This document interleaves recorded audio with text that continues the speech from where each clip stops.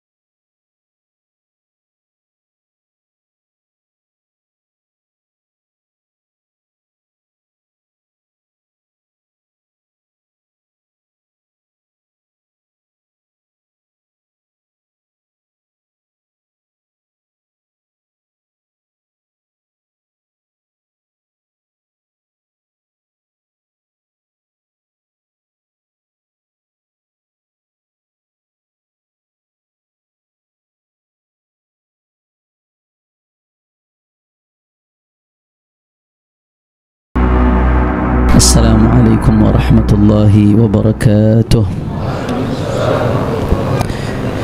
Alhamdulillahi rabbil alamin wa bihi nasta'in ala umuri dunya waddin.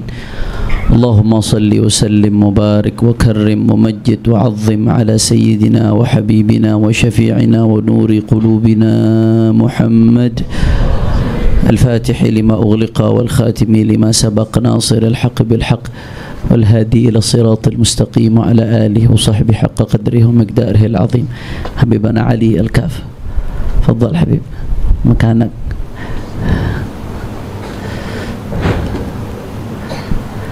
Yang sama-sama kita hormati dan kita muliakan orang-orang tua kita, pengurus pusat Ar-Rabitah Al-Alawiyah.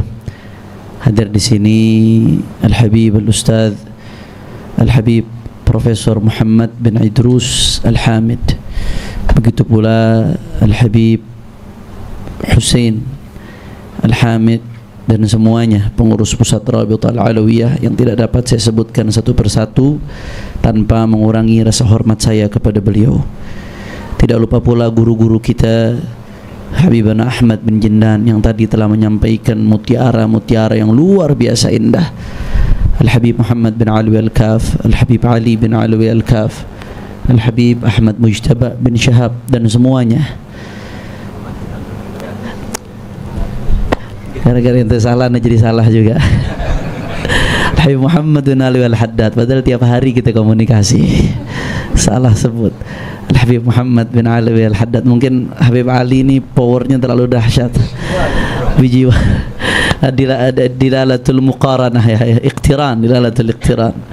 Nah, para guru-guru kita yang tidak dapat saya sebutkan satu persatu, kita doakan mudah-mudahan para habaib, para asatidz, guru-guru kita Allah panjangkan umurnya, Allah sehatkan badannya, Allah jaga zahir batinnya, Allah persatukan hatinya dalam ketaatan kepada Allah dan baginda Nabi besar Muhammad sallallahu alaihi wasallam. Hadirin hadirat baik yang hadir di tempat ini atau yang menyaksikan melalui Nabawi TV dan media sosial lainnya, mudah-mudahan majelis ini, perkumpulan ini menjadi penyebab turunnya rahmah dan barakah. Idza hadaral ma batalat tayammum. Nah, kalau udah ada air udah nggak perlu debu lagi. Tadi yang Habib Ahmad Jindan sampaikan syamil kamil, begitu sempurna, paripurna, banyak hikmah yang kita bisa petik. Intinya dari riwayat hidup Sayyidina Imam Umar al-Muhdar ibn Sayyidina Imam Muqaddam Mathani Abdurrahman As-Saggaf radhiyallahu anhuma wa ardahuma, seperti yang disebutkan oleh Imam Junaid al-Baghdadi Sayyidut Taifah, hikayatus salihin jundun min junudillah yuthabbitullahu biha quluba ibadih. Ini ceritanya orang-orang saleh yang kita dengar managibnya beliau-beliau, jundun min junudillah. Ini pasukan-pasukannya Allah Subhanahu wa taala yang memang bertugas memantapkan hati kita. Yang tadinya malas biar semangat, yang tadinya udah sombong, ngelihat begitu luar biasanya para salafun salih, ulama-ulama kita baik yang dulu atau yang sekarang yang sezaman dengan kita, yang tadinya kita udah merasa sombong dengan ilmu kita yang nggak seberapa, ibadah kita yang nggak seberapa, akhirnya jadi semuanya itu jadi hilang. Siapa kita dibandingkan dengan mereka?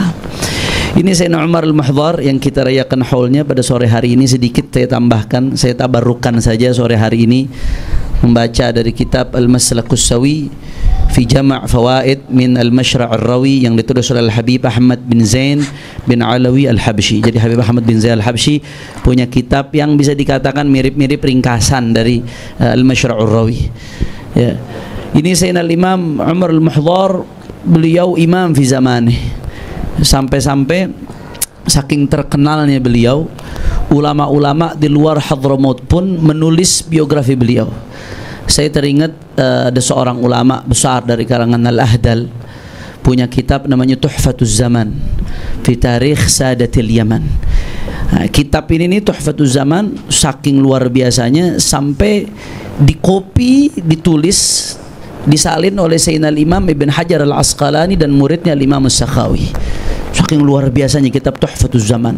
Nah, di dalam Tuhfatuz Zaman yang merupakan ringkasan dari Al-Janadi, As-Suluk lil Janadi, di situ beliau menyebutkan wa qultu, dan saya katakan di antara Sadah Alawi di zaman ini yang begitu luar biasa, Umar bin Abdurrahman disebutkan, yang tarikh wafatnya persis disebutkan oleh beliau, dan beliau di Yaman Utara. Yaman Utara ini jauh dari Hadramaut. Di zaman itu Al-Ahdal mengatakan bahwasanya Sayyidina Umar Muhdar ini adalah seseorang yang terkenal dengan karamah yang luar biasa. Artinya terkenalnya sebagaimana tadi disebutkan, disindir sedikit oleh Habib Ahmad, bagaimana abahnya Sayyidina Abdurrahman Segaf lalu kumpul dengan aulia lainnya. Begitu pula Sayyidina Umar Muhdar, kemasyhurannya, kewaliannya, keilmuannya luar biasanya, dikenal bukan hanya di Hadramaut. Nah, kalau kata orang Betawi, bukan cuma jago kandang, bukan hanya di Hadramaut, tapi juga dikenal sampai ulama-ulama di Yaman Utara itu begitu mengenal beliau, sampai terkenal bagaimana luar biasanya Sayyidina Umar Muhdar. Makanya di sini disebutkan fi dzikri Syekh Sayyid Umar al-Muhdar, sedikit saya tabarrukan sama Habib Ahmad bin Zain al-Habsyi. Ulida bitarim wa tarabba bi abihi wa hafidha al-Qur'an wa minhaj at-talibin wa 'aradahu 'ala walidihi wa ghairihi. وكان يمر على الكتاب فيحفظه جميعه وتفقه على الفقيه أبي بكر بن محمد بلحاج بفضل وصاحب جماعة من أكابر العارفين وكان كثير الاعتناء بالمنهاج والتنبيه والإحياء والتفسير السلمي.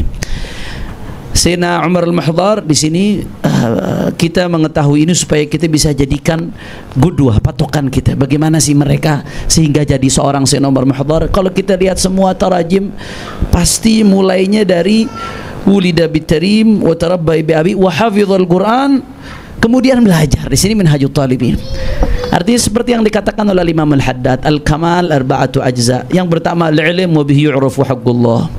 Nggak ada orang bisa jadi hamba yang diridhoi oleh Allah, apalagi kekasihnya Allah Subhanahu wa taala, kecuali jalur pertama yang harus dia lalui adalah jalur ilmu, Saudara.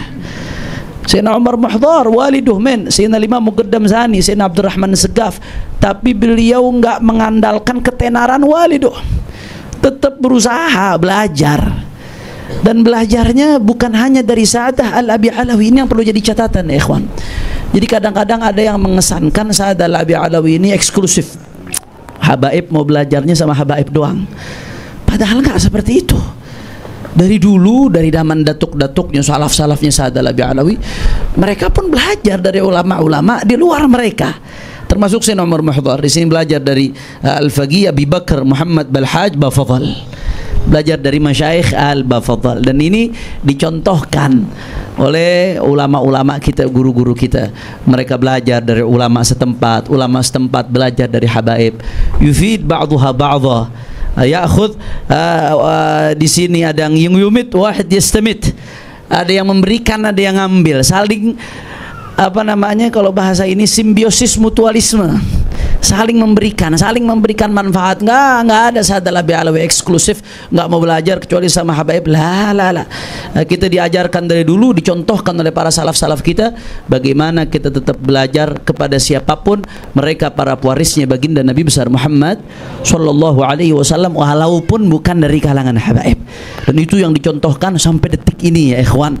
Sampai detik ini kita belajar kepada para pewaris Nabi, baik dari kalangan Sa'adah, baik dari kalangan cucunya Rasulullah sallallahu alaihi wasallam, atau dari luar kalangan habaib. Dah, ini yang penting.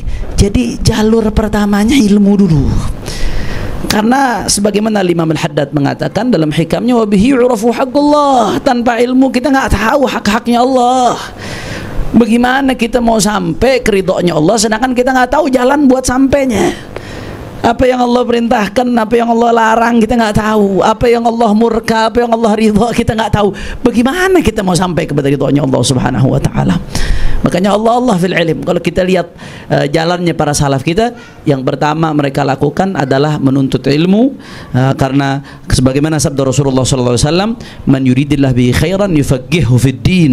Siapa yang Allah menginginkan kebaikan untuknya, maka Allah Subhanahu wa taala tuntun dia untuk memahami ilmu syariatnya baginda Nabi besar Muhammad sallallahu alaihi wa ala alihi wa sahbihi wasallam. Dan ini ada yang menarik lagi, hafizul Quran. Ini yang banyak hilang di generasi belakangan di kalangan thalabatul ilm. Ana teringat Habib Quraisy ngomong sama ana ini prihatin, kata Habib Quraisy. Kalau di umumnya dulu salaf-salaf kita, ulama-ulama kita, bahkan sampai sekarang masih banyak di Hadramut, di mana yang namanya ulama biasanya hafal Quran. Yang namanya ulama biasanya hafal Quran. Yang hafal Quran ya kebanyakan ulama. Ada lazim malzum biasanya nih, ulama hafal Quran. Bahkan mulainya titik nolnya dari Al-Quran dulu. Kalau kita lihat tarjamahnya Imam Syafi'i, Al-Imam Malik, Al-Imam ini Sayyidina Umar Muhdhar, wa hafizul Quran Al-Karim, menghafalkan Quran mulainya. Nah sekarang salah satu yang jadi introspeksi kita di generasi saat ini, biasanya yang ahli baca kitab, yang ngerti ulum syariah, banyak kan nggak hafal Quran. Ini fakta ini. Ini jadi catatan harus kita berkaca. Yang ahli baca kitab, yang ahli ulum syariah, yang ahli fikih, khususnya di kalangan Sa'adah Al-Abi Alawi di negeri kita.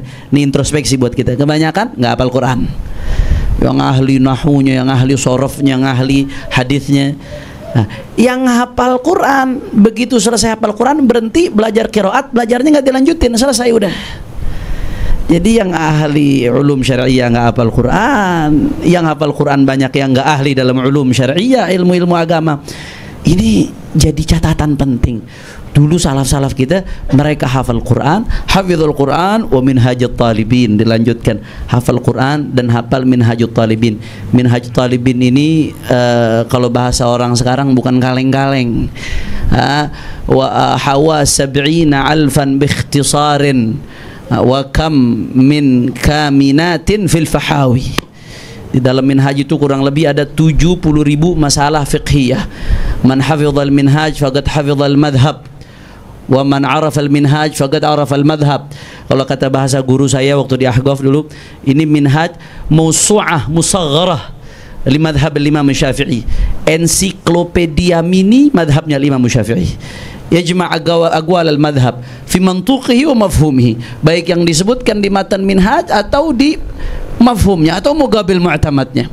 Ada minhaj itu yang dihafal oleh Sayyidina Imam Umar Mahdhar bin Sayyidina Abdurrahman Sagaf. Dan nggak sampai situ, wa aradahu ala walidihi, dan hafalan minhajnya disetorkan ke ayahnya, ya ikhwan.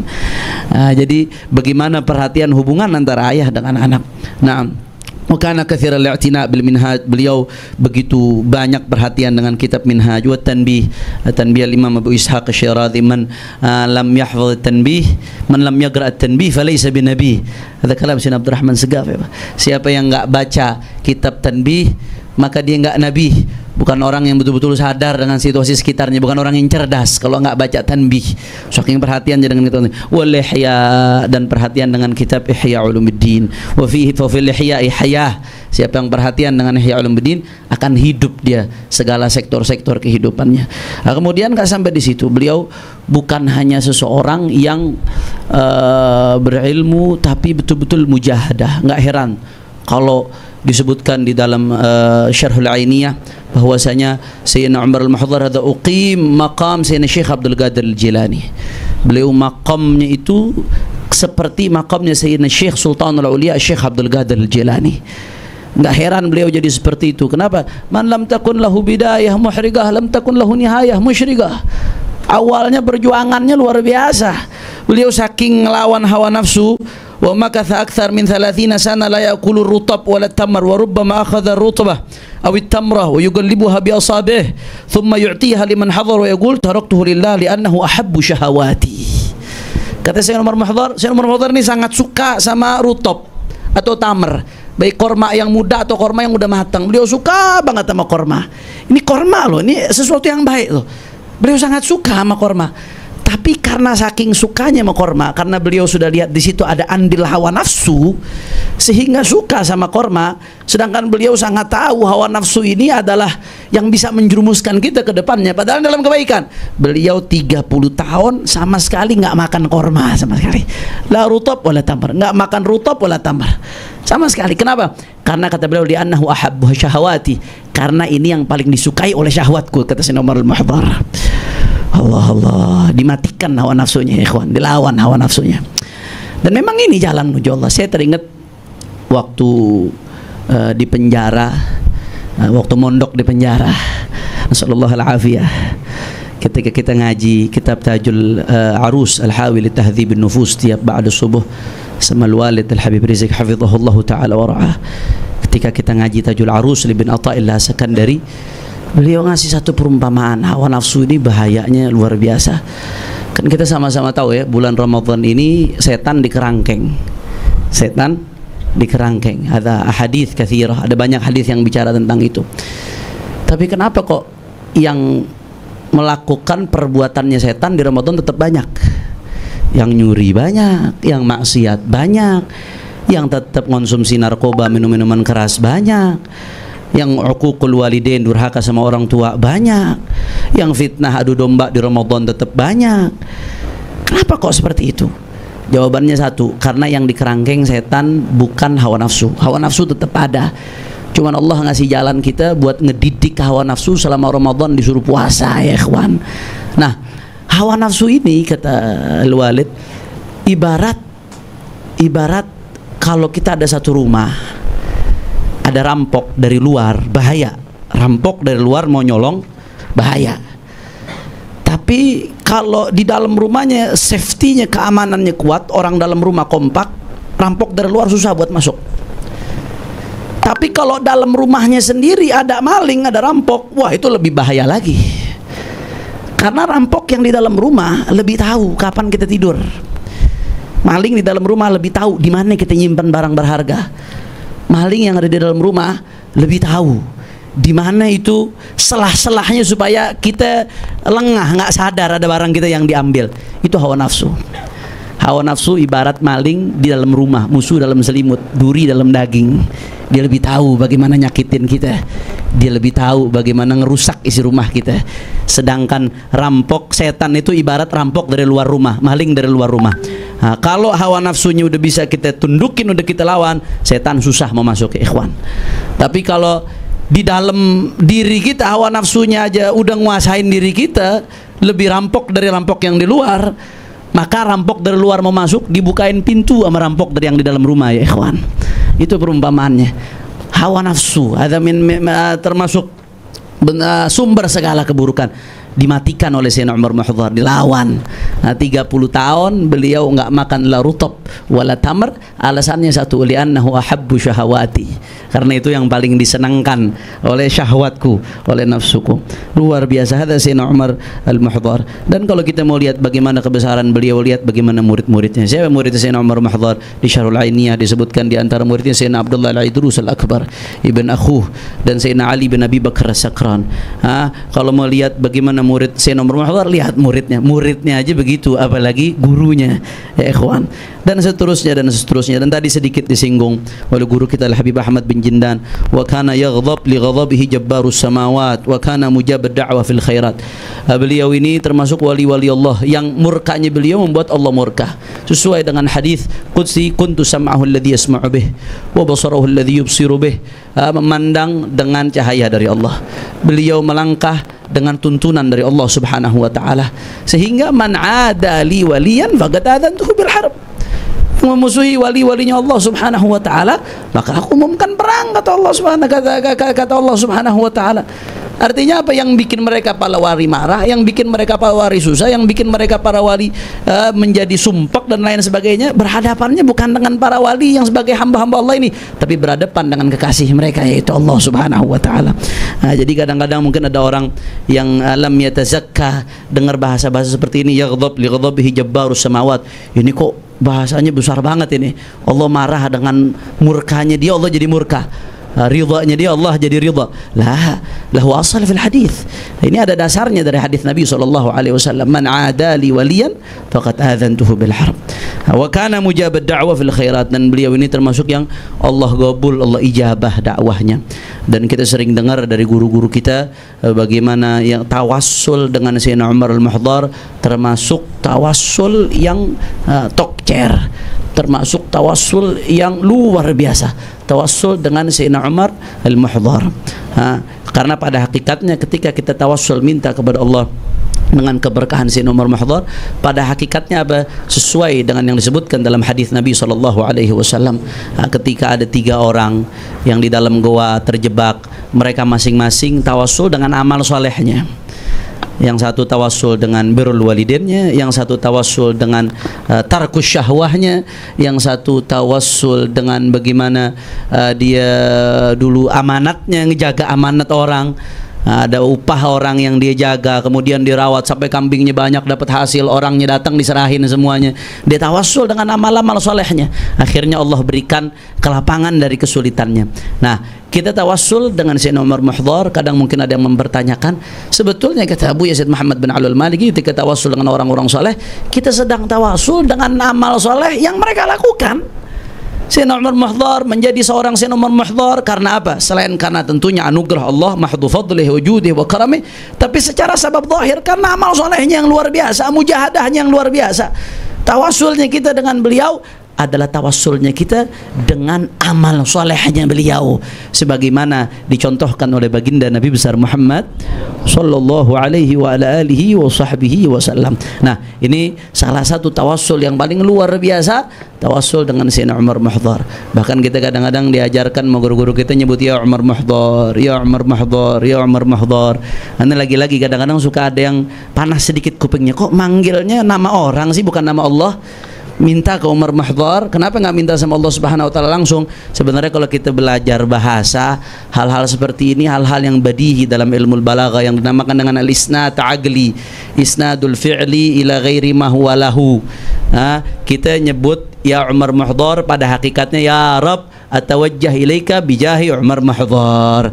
Cuman kan bahasa Arab ini ringkas, Kadang-kadang sastra bahasa Arab ini penuh sastra. Ketika kita manggil ya Umar Mahdhar, ya Umar Mahdhar, ya Umar Mahdhar, pada hakikatnya kita sedang minta kepada Allah Subhanahu wa taala dengan keberkahan Sayyidina Imam Umar Mahdhar bin Sayyidina Imam Abdurrahman As-Saggaf. Kemudian yang terakhir, beliau dengan segala kebesarannya, dengan segala kemasyhurannya, dengan segala wilayahnya, dengan segala jasa-jasanya, bukan hanya hubungan beliau dengan Allah Subhanahu wa taala, tapi betul-betul mengamalkan sabda datuknya Rasulullah sallallahu alaihi wasallam, khairun nas anfa'uhum linnas, bagaimana manfaat yang beliau lakukan untuk sesamanya. Tapi dengan segala kebesaran itu, tadi Habib Ahmad sedikit nyinggung tawadhu'nya beliau. Di sini juga beliau mengatakan, wadittu anni syah tudhbah fayukal lahmuha aw kalbun fayamut fayasir turab.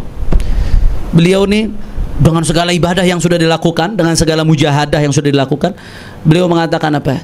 Saking tawadhunya, saking takutnya kepada Allah Subhanahu wa taala, enggak gurur, enggak tertipu dengan ibadahnya, enggak tertipu dengan nasabnya.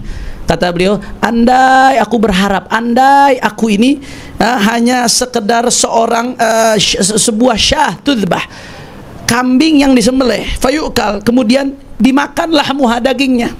Andai aku ini bukan Umar Mahdhar, andai aku ini lahir sebagai seorang kambing yang disembelih, yang dimakan dagingnya. Artinya apa? Supaya selamat dari hisabnya Allah Subhanahu wa taala.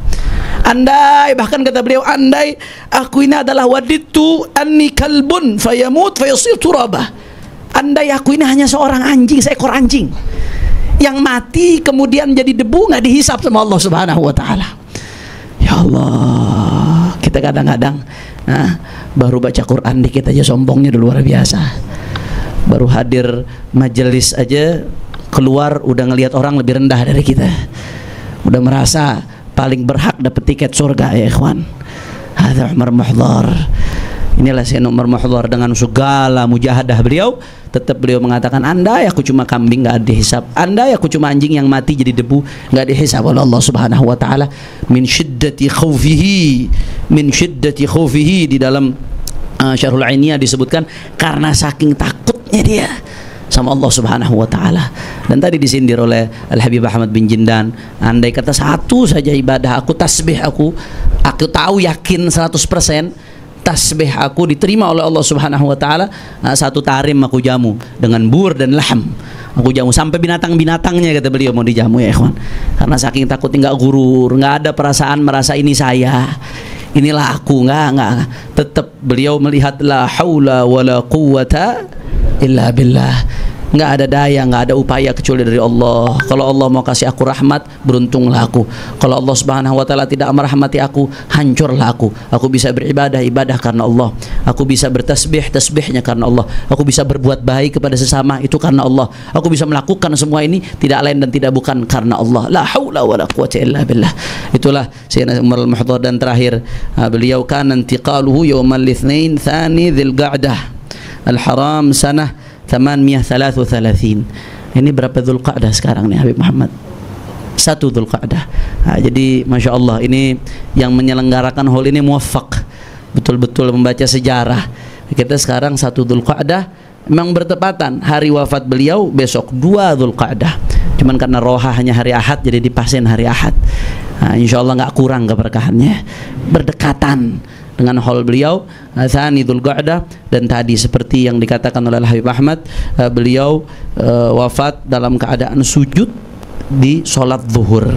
Saya jadi teringat perkataan Sayyidina Imam Qutbil Anfas Umar bin Abdurrahman Al-Attas, ayu halatin yuhibbu an ya'tiyakal maut wa anta 'alaiha falzamha, wa ayu halatin yuhibbu takrahu an ya'tiyakal maut wa anta 'alaiha fajtanibha. Keadaan apa yang kamu khawatir kamu mati dalam keadaan itu, jangan dilakukan. Kamu takut mati dalam keadaan maksiat, jangan maksiat. Siapa yang jamin kamu nggak mati ketika maksiat? Siapa yang jamin? Yamutul mar'u ala ma 'asha 'alaih wa yuhsyarul mar'u ala ma mata 'alaih. Maka kalau kamu mati pengennya dalam keadaan apa? Ya lazimi. Pengennya mati dalam keadaan sholat, ya jangan tinggal sholat. Pengen mati dalam keadaan zikir, jangan tinggal zikir. Pengen mati dalam keadaan menuntut ilmu atau mengajarkan ilmu, jangan tinggalkan itu. Beliau mengatakan bukan hanya dulu nih yang seperti ini, sampai belakangan-belakangan. Saya ingat Belum lama, ini belum lama. Tambahan sedikit buat motivasi kita. Abu ya Sayyid Muhammad bin Alwi al-Maliki alaihi rahmatullah. Hidupnya dihabiskan buat mendidik santri-santrinya. Hidupnya dihabiskan untuk mendidik murid-muridnya. Akhirnya apa yang terjadi? Meninggalnya bainatul labih fi majlisih.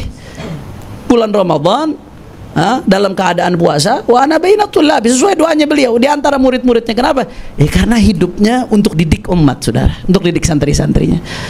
Ada seorang saleh paman kami Al-Habib Muhammad bin Ahmad Al-Attas, Allah yarhamu rahmatul abrar, Ami Muhammad Aceh. Beliau bukan orang alim yang belajar kitab-kitab, enggak.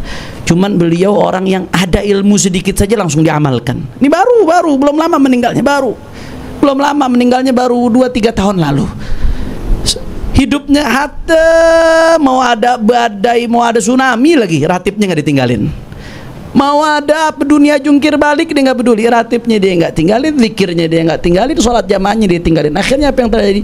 Ketika malam wafatnya, dia wafat sesuai dengan doanya kepada Allah, ya Rabb, Anda pengen wafat setelah masjid diresmikan. Pagi masjidnya, Masjid Ba'alawi diresmikan, malamnya dia panggil anaknya, dia panggil mantunya, dia panggil keluarganya, wuduin ana, bersihin ana, istinjain ana, kata beliau. Ayo kita sholat, ente imam. Mantunya Mas Hasan disuruh imam, ente imam. Kita sholat isya berjamaah, imam. Begitu selesai sholat berjamaah, iqra ratib, baca ratib. Begitu baca ratib, pertengahan baca ratib, beliau biasanya setelah ghufranaka itu, beliau baca zikrul jalalah. La ilaha illallah Muhammadur Rasulullah, la ilaha illallah Muhammadur Rasulullah, la ilaha illallah 5 kali, kemudian Allah yang memang rutin dibaca oleh Umar bin Abdurrahman Al-Attas. Kemudian terakhir la ilaha illallah Muhammadur Rasulullah sallallahu alaihi wasallam, plek, habis meninggal dunia. Ini baru nih depan mata kita di zaman TikTok,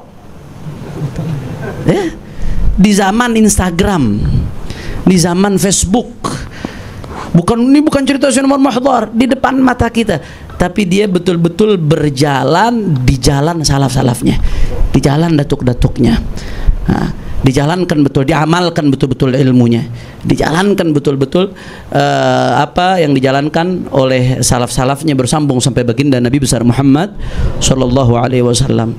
Insyaallah mudah-mudahan kita bisa meniru ini, dan mudah-mudahan seperti kata Imam Al-Junaid Al-Baghdadi, apa yang kita dengar dari biografi Imam Umar Al-Mahdhar ini menjadi motivasi kita untuk bisa istiqamah di jalan mereka, setapak demi setapak, gadaman ala gadamin bijiddin auza'i, setapak demi setapak kita bisa ikut mereka, kita bisa ikut mereka dalam ibadahnya, sedikit demi sedikit bisa ikut dalam ilmunya, dalam akhlaknya, dalam amar ma'ruf nahi munkarnya, dalam kepeduliannya terhadap sesama, dalam segala hal. Mudah-mudahan kita bisa ikut mereka. Rabbi fanfa'na bi barakatihim wahdina al-husna bi hurmatihim wa amitna fi tariqatihim wa mu'afati min al-fitani. Al'afu minkum ala asluha natakallam fi hadha al-maqam ila anni atakallam istimdadan lin-nadhrah wa الدعاء منكم. السلام عليكم ورحمة الله وبركاته.